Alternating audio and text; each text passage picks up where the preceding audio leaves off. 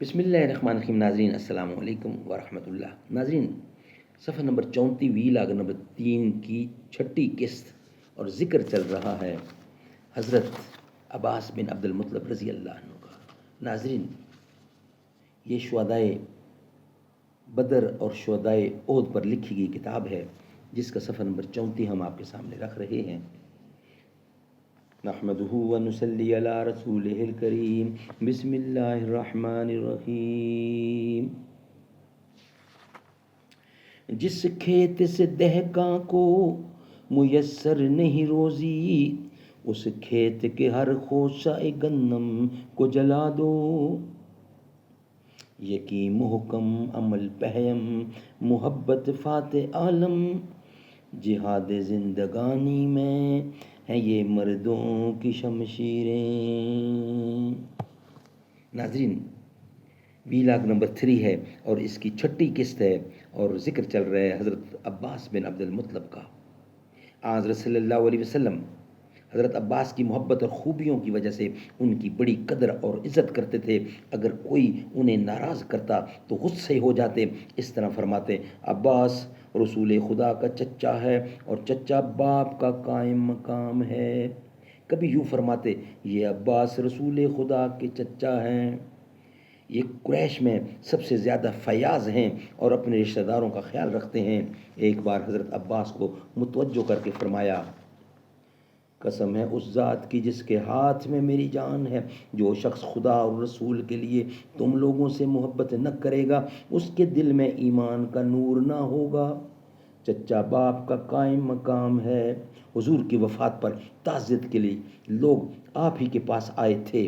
حضرت عباس رضی اللہ کی آواز بہت بلند تھی یہاں تک کہ لڑائی کے وقت ہتھیاروں کی جھنکار اور سپاہیوں کی پکار میں جب کہ کان پڑی آواز سنائی نہیں دیتی حضرت عباس رضی اللہ کی آواز اچھی طرح سنائی دیتی تھی. خود فرماتے تھے کہ حنین کی جنگ میں حضرت کے گھوڑے کی لگام تھامے تھامے ساتھ ساتھ دوڑتا تھا. این لڑائی میں کفار کا ایک بار غلبہ ہوا تو اچانک مسلمانوں کے پاؤں اکھڑ گئے. حضور نے اشارہ فرمایا عباس نیزے والوں کو پکارو. میری آواز شروع ہی سے بلند تھی.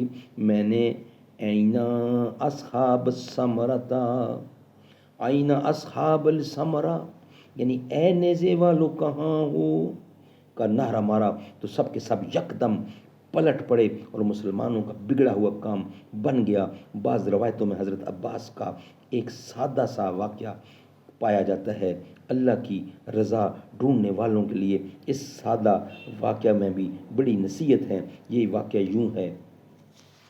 ناظرین یہ واقعہ ہم آپ کے سامنے رکھیں گے نیکسٹ ویلاگ کی صورت میں انشاءاللہ. یہ ویلاگ ہمارا یہاں ہی مکمل ہوتا ہے. بے خود کیے دیتے ہیں انداز حجابانہ عادل میں تجھے رکھ لوں اے جلوہ جانانا. دنیا میں مجھے تو نے گھر اپنا بنایا ہے محشر میں بھی کہہ دینا یہ ہے میرا دیوانہ. جب جان لبوں پر ہو تم دید کرا جانا. بے خود کیے دیتے ہیں انداز حجابانہ عادل میں تجھے رکھ لوں اے جلوہ جانانا. دنیا میں مجھے تو نے گھر اپنا بنایا ہے محشر میں بھی کہہ دینا یہ ہے میرا دیوانہ.